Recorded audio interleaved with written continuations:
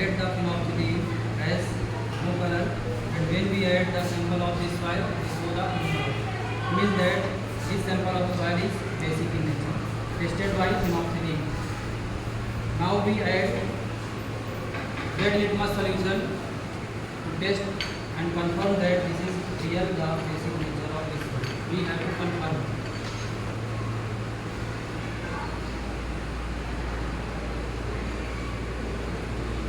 Red litmus changes to blue color of this sample of soil indicate that sure it is confirmed that both the indicators that this soil is basic in nature. Now we proceed for the next sample.